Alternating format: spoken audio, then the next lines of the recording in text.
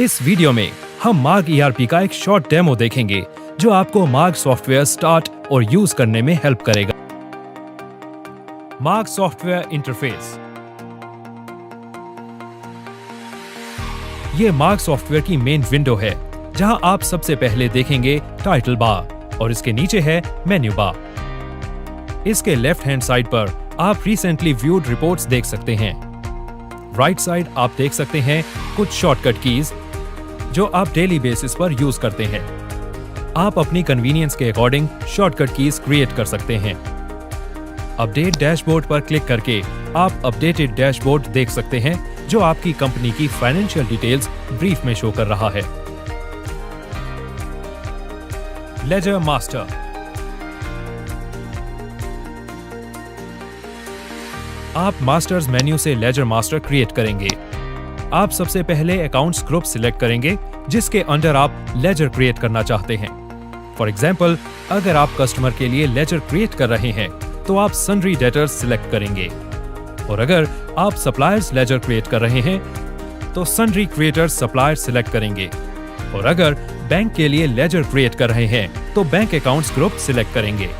तो अभी हम सप्लायर के लिए लेजर क्रिएट कर रहे हैं।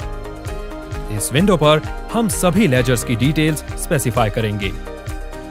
अब हम कस्टमर का लेजर क्रिएट कर रहे हैं।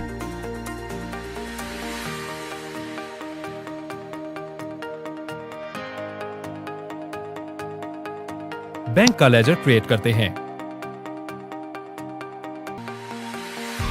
HSN और SAC मास्टर। मास्टर्स मेन्यू से आप सिलेक्ट करेंगे HSN और SAC master. New HSN create करने के लिए F2 प्रेस करते हैं। फिर आप HSN का कोड स्पेसिफाई करेंगे और आपकी अंडरस्टैंडिंग के लिए कोई short name and other details भी स्पेसिफाई करेंगे। Product master. आप अपनी इन्वेंट्री मेंटेन करने के लिए मास्टर्स मेन्यू से आइटम मास्टर क्रिएट करेंगे। न्यू आइटम क्रिएट करने के लिए F2 प्रेस करते हैं। अपने प्रोडक्ट का नेम स्पेसिफाई करेंगे और इसका रिस्पेक्टिव HSN कोड सिलेक्ट करते हैं। अदर डिटेल्स स्पेसिफाई करते हैं और आइटम सेव करते हैं। परचेज। ट्रांजैक्शन मेन्यू से आप परचेजेस की एंट्री कर सकते हैं। एंटर प्रेस करेंगे और सप्लायर का लेजर सिलेक्ट करेंगे। जब तक आइटम विंडो अपीयर नहीं होती तब तक एंटर प्रेस करेंगे। यहां आप उस प्रोडक्ट को सिलेक्ट करेंगे जो आप परचेज कर रहे हैं। यहां आप परचेजिंग क्वांटिटी एंड प्रोडक्ट का परचेज रेट स्पेसिफाई करेंगे। देन एंटर प्रेस करेंगे। यहां नीचे बिल की GST रिलेटेड डिटेल्स आप देख सकते हैं। अब बिल सेव करने के लिए एंड की प्रेस करेंगे और बिल प्रिंट करने के लिए एंटर करते हैं। सेल। ट्रांजैक्शन मेन्यू से आप सेल की एंट्री कर सकते हैं। अगर आप कैश बिलिंग या कस्टमर्स लेजर क्रिएट कर रहे हैं तो एंटर प्रेस करेंगे, फिर 2 बार एंटर प्रेस करेंगे और जो प्रोडक्ट आप सेल कर रहे हैं वो सिलेक्ट करेंगे। प्रोडक्ट की क्वांटिटी, सेल रेट स्पेसिफाई करते हैं और फिर एंटर प्रेस करेंगे। नीचे आपको बिल की GST रिलेटेड डिटेल्स शो होंगी। एंड की प्रेस करके बिल को सेव करेंगे और बिल प्रिंट करने के लिए एंटर करेंगे। Voucher creation. अकाउंट्स मेन्यू से आप रिसिप्ट की वाउचर एंट्रीज कर सकते हैं।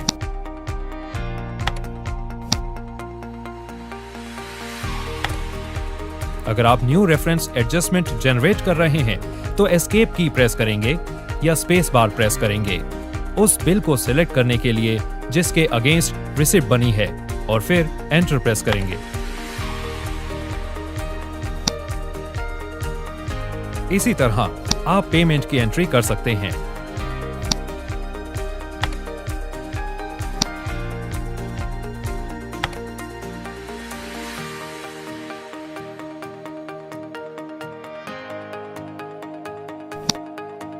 आप कॉन्ट्रा एंट्री भी कर सकते हैं।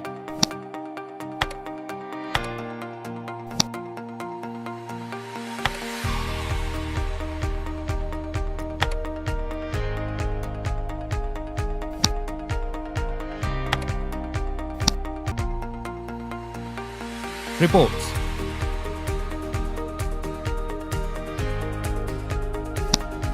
बुक्स मेन्यू के थ्रू आप अपना sale register, purchase register, all ledgers, duties and taxes, outstandings etcetera देख सकते हैं। यहाँ फाइनल रिपोर्ट्स में सभी फाइनल रिपोर्ट्स अवेलेबल हैं, like trial balance, profit and loss, balance sheet etcetera.